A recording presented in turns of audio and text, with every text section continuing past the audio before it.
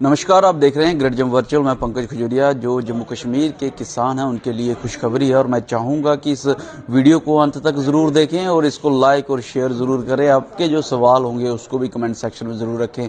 मैं जिस शख्स से आपको मिलाने जा रहा हूँ वो जो है वो डॉक्टर राजेंद्र पेशन जी हैं और जो पेशे से अध्यापक हैं शेर कश्मीर यूनिवर्सिटी की मैं बात करूँ तो वहाँ पर इस समय जो है वो एक इंटरनेशनल कॉन्फ्रेंस होने जा रही है, जिस कॉन्फ्रेंस को नाम दिया गया sustainable agriculture innovation for resilient agri food system, यानी कि ये टाइटल रहेगा। सस्टेनेबल डेवलपमेंट की बात की जा रही है और जिस तरीके से 2030 तक सभी कोई कह रहे हैं सस्टेनेबल गोल को हमने अचीव करना है, शायद एग्रीकल्चर में भी इस सेक्टर में उस गोल को अचीव करने के लिए इस प्रेस कॉन्फ्रेंस को जो है वो जम्मू के अंदर जो है किया जा रहा है। 13 से 15 तारीख को होगी। क्या कुछ ऑब्जेक्टिव है इस प्रेस कॉन्फ्रेंस के, इनको जानने की कोशिश करेंगे। सर, पहले जो इंटरनेशनल कॉन्फ्रेंस जम्मू में होने जा रही है, क्या ऑब्जेक्टिव है इस कॉन्फ्रेंस का, मैं जानना चाहूँगा। कॉन्फ्रेंस का मेन ऑब्जेक्टिव है कि वर्ल्ड में साइंस में क्या हो रहा है।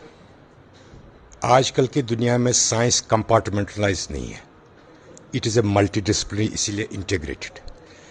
इसीलिए हमने पिछली 2016 की कॉन्फ्रेंस में जो की थी, हमारे जो एम्स के डायरेक्टर हैं गुलेरिया साहब, वो लेक्चर देने हमारी कॉन्फ्रेंस में इस बार भी किया था। उनको कुछ एंगेजमेंट है क्योंकि वो पल्मोनरी मेडिसिन के, तो हम वो भी जाए। इसलिए साइंस का holistic multidisciplinary approach agriculture, food security, human health and natural resource management में क्या होना चाहिए, इसके लिए हम कॉन्फ्रेंस कर रहे हैं। लगभग कितने राष्ट्र से, अलग अलग नेशन से यहाँ पे जो है पेपर रिप्रेजेंट किए जाएंगे? जो इस टाइम इस कॉन्फ्रेंस में जो फिजिकली आ रहे हैं वो 7 राष्ट्र से आ रहे हैं, यूएसए से, जर्मनी से, इथियोपिया से, कीनिया से, बांग्लादेश से, नेपाल से और डेनमार्क से।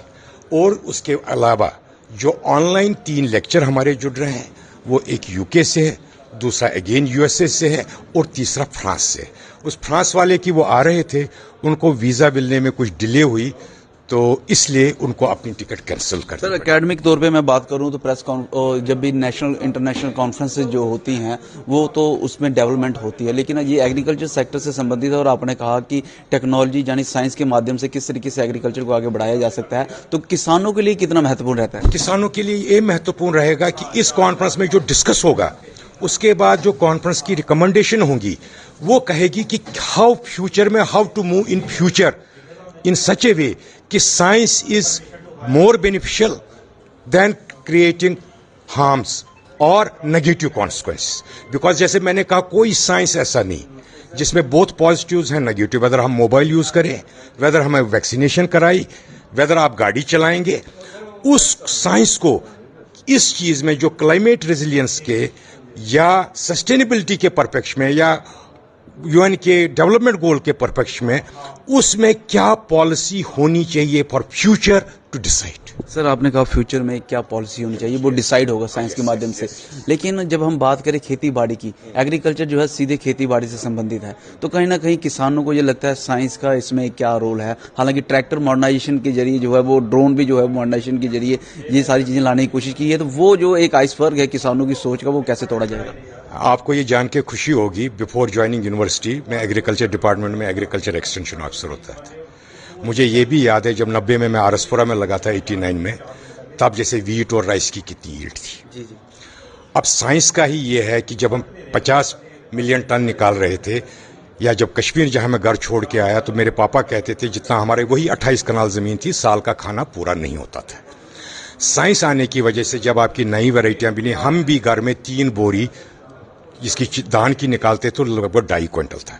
इस तरह मैंने आरसपुरा बेल्ट में देखा था जहां पहले दोनों राइसेस लगते थे, वीट नहीं लगती थी। फार्मर उसमें सुना है कि उपज कितनी बड़ी। जी जी। उपज के साथ साथ हमने थोड़ा सा उस टाइम ध्यान नहीं दिया कि हम उपज के साथ साथ जो उस प्लांट में जब उपज बढ़ती है उसकी रेजिस्टेंस कीड़े बाकी चीजों के लिए कम होती है, उसका हम नहीं ध्यान दिया। या पेस्टिसाइड जब आए, जो पॉल मुलर थे, उनको वर्ल्ड नोबेल मिला केमिस्ट्री में, उस टाइम वर्ल्ड ने ध्यान नहीं दिया। ये तो हमने डीडीटी यूज किया, इसके नेगेटिव क्या होंगे। और आजकल के जमाने में ऐसा पेस्टिसाइड निकालने के लिए किसी को नोबेल नहीं मिलता, but that time it was a innovation and invention by Paul Muller, sir, उसको सर का खिताब भी मिला। तो उस टाइम भी यूएसए में, जैसे इंडिया में हो रहा ना, यूएसए में क्या हुआ, सब एंटोमोलॉजिस्ट पैथोलॉजिस्ट भूल गए, वो सोचते थे पेस्टिसाइड, ये सारा काम हुआ। उसके बाद जब उन्होंने देखा 50 के दशक में कि इससे हार्म भी है, क्योंकि इंडस्ट्री हमेशा, इट इज़ अ फैक्ट, वो प्रॉफिट के लिए काम करती। इसीलिए इस आजकल के सिस्टम में इंडस्ट्री, फार्मर, कंज्यूमर, आप फार्मर बोलिए, हम कंज्यूमर, कोई प्रोडक्ट बनता है हमारे लिए, गाड़ी बनती है, स्कूटर बनता है, कंज्यूमर, रिसर्चर एंड इंडस्ट्री, इन तीनों का समन्वय होना चाहिए, उनका आपस में कंट्राडिक्शन नहीं होनी चाहिए। तब भी हम साइंस की पाथ पे बढ़ेंगे और तभी हम गुड साइंस दे सकते हैं। साइंस के पाथ पे बढ़ेंगे और गुड साइंस दे सकते हैं। एक सवाल जो सर से आखिरी रहेगा और थोड़ा सा जम्मू कश्मीर के फार्मर्स को लेके ही रहेगा, क्योंकि सर ने जिक्र किया है बासमती का और कश्मीर और आरएसपुरा का, ये दोनों बेल्ट जो हैं जहां एक तरफ सेब और अखरोट ज़्यादा पाए जाते हैं घाटी कश्मीर में, और जम्मू की बात करूं आरएसपुरा बिश्नाह बेल्ट में जहां बासमती ज़्यादा पाई जाती है। सर टेक्नोलॉजी के माध्यम से आगे बढ़ेंगे, लेकिन एक किसानों का सवाल है, जब नहरें बनाई गई थी 19वीं शताब्दी में महाराजाओं द्वारा, तो उनका ये कहना था टेल एंड तक, बॉर्डर तक पानी जाता था। आज की डेट में जब वो सफाई की जाती है, अभी भी पानी के लिए हाहाकार करना पड़ता है। कमी कहाँ रहती है? सिर्फ मैं आपसे यहाँ पे जो है टेक्निकल बात जानना चाहूँगा, कमी कहाँ रहती है? अगर टेक्नोलॉजी आने से ये सारी चीज़ें क्यों नहीं हो पाती हैं? हमने नहरों का जार बढ़ाना चाहिए था, जो हमने नहीं बढ़ाया। वो जो महाराजा साहब ने तब की बनाई थी वही नहर चलती है। अब शाहपुर कंडी तो अब शुरू हुई। जम्मू में इरिगेटेड एरिया 25% है, कश्मीर में इरिगेटेड एरिया 60% है। हमने वो डेवलपमेंट की, एग्रीकल्चर इंफ्रास्ट्रक्चर डेवलपमेंट की तरफ ध्यान नहीं दिया। जैसे बासमती हमारी थी, मुझे याद है 2009 तक J&K की basmati because of it size export नहीं हो पाती थी। फिर उन्हें वो साइज रिड्यूस करवाया, तब जाके एक्सपोर्ट। ये तो पॉलिसी डिसीजन है, जबकि ये बासमती सबसे टेस्टी है।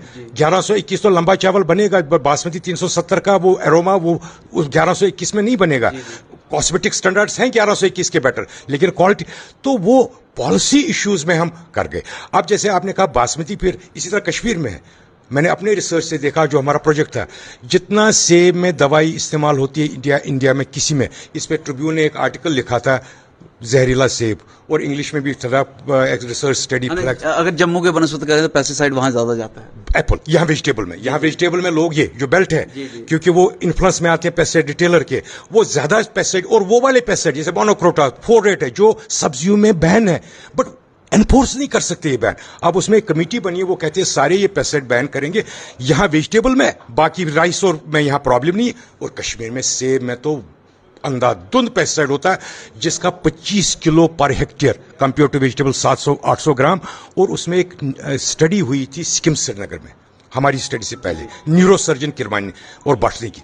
उन्होंने लिखा था जितने सिक्किम्स में पेशेंट आए, उनमें 90% एप्पल ऑर्जेटिस या उनके बच्चे थे जिनको मेलिग्नेंट ब्रेन ट्यूमर था।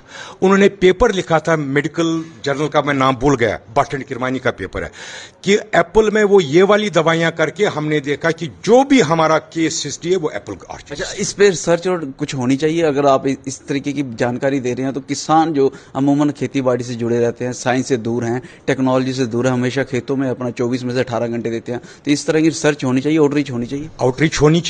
हमने एक बार, गवर्नमेंट ने हमें एक रिपोर्ट प्रोजेक्ट दिया था, मैं उसका पीआई था, तो लास्ट गवर्नमेंट ने, हमने उसमें कहा था जैसे वेजिटेबल में गलत लोग दवाइयां डालते हैं, हमने कहा जिसको आप लाइसेंस देते हो उसको मैंडेटरी करो कि वो लोकल लैंग्वेज में बाहर लिख के रखिए किस कीड़े के लिए और किस फसल के लिए कौन सी दवाई दी। ये हमने रिटर्न रिकमेंडेशन जो गवर्नर साहब तक गई थी, खुजीरा साहब तक डायरेक्टर एग्रीकल्चर थी, ये हमने रिकमेंडेशन दी थी। क्योंकि किसान आता है, सेलर जैसे दुकान पे जाते हैं, वो अपने बेचेगा, लेकिन बाहर अगर उसको गवर्नमेंट अप्रूव्ड लिस्ट लिखी, वो कहेगा नहीं मुझे ये नहीं, ये दवाई देनी चाहिए। और यहाँ कुछ एरिया में मैंने ये भी देखा, या पॉलिटिकली हो जाएगा, कि वो किराना दुकानों पे दवाई बेचते हैं गाँव में। सर पॉलिटिकली तो होगा नहीं, कोई भी चीज जब किसानों से संबंधित है तो वो चाहे पॉलिटिकल एंगल में हो या एकेडमिक एंगल में हो, वो तो बात रखनी पड़ेगी। तो उसका थोड़ा सा हमें सब्जियों में कीटनाशक का रेगुलेट करना चाहिए कि उसमें, क्योंकि ये हम सब्जियां। लास्ट सवाल मैंने कहा था, लेकिन एक सवाल मैं खुद पर्सनली जवाब लेना चाहता हूँ। हर बार करोड़ों रुपए नहर की सफाई के लिए जाता, फिर भी नहरें काम नहीं करती। इस पे कॉस्ट या कोई कॉन्फ्रेंस क्यों नहीं बात उठाती? इस पे फिर मैं करूं, 2013 की सुकाश की रिपोर्ट थी जो एक्सेल सेट ने फ्रंट पेज पे, सेकंड थर्ड पेज पे कैरी की थी, सुकाश Jammu submits wheat report to government. उसमें हमने यही लिखा था कि 18% हमने देखा मॉडल लगा के यील्ड कम हो रही है जिनके पास अपनी बम्बियां नहीं है, क्योंकि क्रिटिकल स्टेज के वीट में पानी नहीं मिलता। तो हमने ये कहा था कि आप जिस टाइम क्रिटिकल स्टेज वीट का होता है, क्राउन रूट इंसेशन स्टेज, उस टाइम ही आप नहर बंद करते हो। और उन फार्मरों का हमने देखा ज्यादा यील्ड है जिनकी अपने बम्बी थी। ये डिबेट होनी चाहिए इस पे डिबेट होनी चाहिए। और हमने ये रिपोर्ट गवर्नमेंट को 2013 में रिटन रिपोर्ट, साइन रिपोर्ट दी है यूनिवर्सिटी ने। धन्यवाद सर, हमसे बातचीत करने के लिए, बेशकीमती जानकारी देने के लिए। बहुत बहुत धन्यवाद। तो आप सुन रहे थे डॉक्टर जिंदर जी को, जिन्होंने साफ तौर पे कहा कि जब एग्रीकल्चर में आगे बढ़ना है तो हमें टेक्नोलॉजी के माध्यम से ही बढ़ सकते हैं, और साइंस ही एक ऐसा आज की डेट में रास्ता है जो हमें आगे बढ़ा सकता है, और जो प्रोडक्शन है एग्रीकल्चर का वो उसको बढ़ा सकते हैं। बहरहाल जब बात की हमने जम्मू कश्मीर के ऊपर, तो जहाँ की समस्याओं के ऊपर जो यहाँ के किसान अक्सर फेस करते हैं, तो उन्होंने साफ तौर पर कहा इंफ्रास्ट्रक्चर डेवलपमेंट तो हुआ है यहाँ पे, लेकिन जितना होना चाहिए था with in the frame of the time period के साथ वो नहीं हुआ। शायद यही एक वजह है कि आज अगर घाटी कश्मीर की बात करूं तो सेब की जो वहाँ पे किसान हैं वो हाहाकार करते हैं, और जम्मू की बात तो आप जानते ही हैं कि अक्सर नहरों में पानी नहीं आता। बहरहाल इनके द्वारा 2013 में एक रिपोर्ट भी सौंपी गई थी कि जहां पे इन्होंने कहा था कि जब ज़रूरत थी तब नहरों में पानी नहीं छोड़ा जाता। लेकिन ये चर्चा का विषय क्यों नहीं बना, ये किसानों तक ये बात क्यों नहीं पहुंची, ये भी एक अपने आप में डिबेट का विषय है। मैं ज़रूर चाहूँगा आप इस पर अपनी जो राय ज़रूर दीजिए, और उम्मीद करते हैं कि आने वाले समय में ये चर्चा रहेगी और किसानों के लिए जो है वो अच्छा जो है जहाँ पे इन्वायरमेंट बनेगा। इस वीडियो को लाइक और शेयर करना ना भूलिएगा, ताकि अधिक से अधिक किसान इस बात को जान सकें, और कीटनाशक जो पेस्टिसाइड्स यूज़ होते हैं उसको उसी फसल पे यूज़ करें जिसके लिए वो बना है। अगली अपडेट के लिए जुड़ रहे गर्जम वर्चू के साथ, कैमन काका के साथ मैं पंकज खजुरिया। जय हिंद।